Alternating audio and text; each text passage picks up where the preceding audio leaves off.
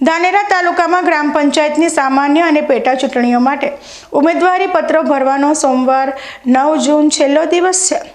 જો કે આશ્ચર્યજનક રીતે ધાનેરા તાલુકાની વીડ અને કુંવારલા ગ્રામ પંચાયતોના સરપંચ અને વોર્ડ સદસ્ય માટે આજ દિન સુધી એક પણ ઉમેદવારી પત્ર ભરાયું નથી।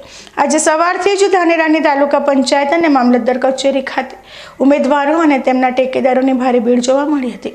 સ્થાનિક મતદારોના ઉત્સાહ સાથે પુરુષ અને મહિલાઓ ઉમેદવારો સરપંચ અને વોર્ડ સદસ્ય પદ માટે ચૂંટણી અધિકારી સમક્ષ પોતાના ઉમેદવારી પત્ર રજૂ કરી રહ્યા હતા। ચૂંટણી કાર્યક્રમ મુજબ સોમવાર છેલ્લો દિવસ હોવાથી આજે ઉમેદવારી પત્રો મોટા પ્રમાણમાં ભરાયા છે।